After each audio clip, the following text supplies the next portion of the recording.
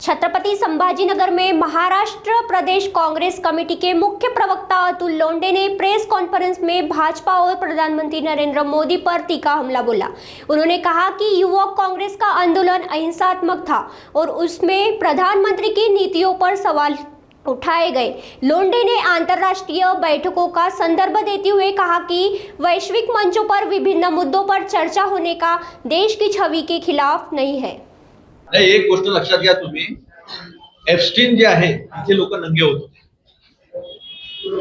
एप्स्टीनच्या बंगल्यावर, एप्स्टीनच्या आयलंडवर, Saint Friis आयलंडवर तिथे लोक नंगे होत होते। तिथे बीजेपीच्या लोकांची नाव आहे, काँग्रेसचे नाही।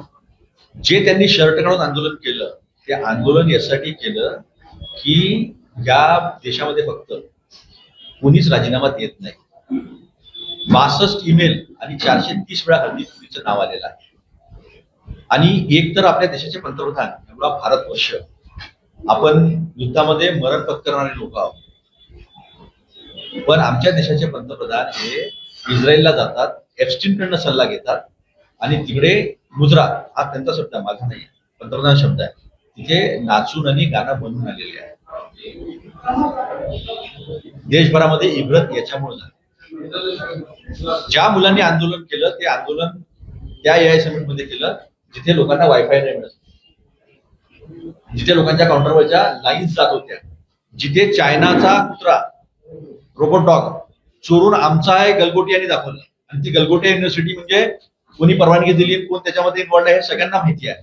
त्यामुळे आम्ही आमच्या युवक काँग्रेसच्या कार्यकर्त्याच्या पाठीशी ताकदीने उभे आहोत। त्यांनी जगासमोर हे कसे खोटारडे आहे आणि हे यांनी कसं हसं केलेलं आहे देशाचं हे दाखवून दिलं।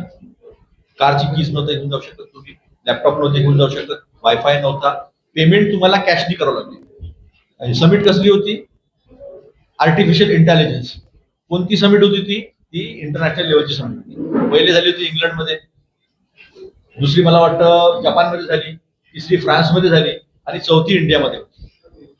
तर आमच्या कार्यकर्त्यांनी, आमच्या युवक काँग्रेसच्या कार्यकर्त्यांनी जे काही केलेलं आहे ते अहिंसावादी पद्धतीनं केलेलं आहे। जगभरामध्ये इंटरनॅशनल समिट होत असताना, आंदोलन होत असतात, ज्यांना लोकशाही मान्य आहे ते आंदोलनाला घाबरत नाही।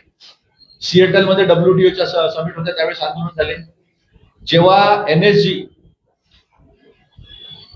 कारवाई करत होतं ताज हॉटेलमध्ये, हल्ला झाला 2009 मध्ये, तेव्हा तत्कालीन मुख्यमंत्री आणि आताचे प्रधानमंत्री नरेंद्र मोदी साहेब ते बाजूला प्रेस कॉन्फरन्स घेत होते।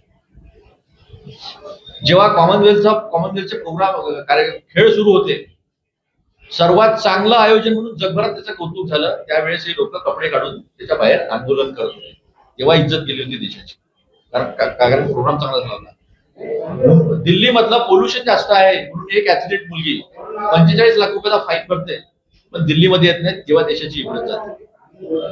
जेव्हा गीता गोपीनाथन IMFच्या ऍडवायझर आहेत, इकॉनॉमिस्ट, त्या G20च्या समिट मध्ये, डावोस मध्ये, वर्ल्ड इकॉनॉमिक कॉन्फरन्स मध्ये सांगतात की तुमच्या टॅरिफ पेक्षा तुमच्या इथे पोल्युशन महत्वाचं आहे, तेव्हा देशाची इब्रत जात असते।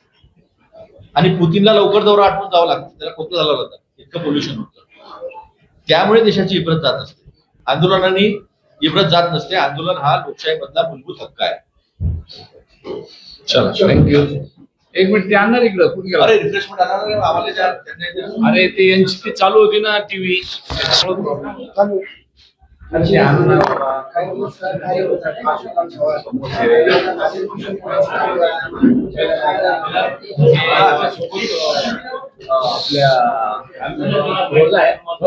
आमचं सरकार नाही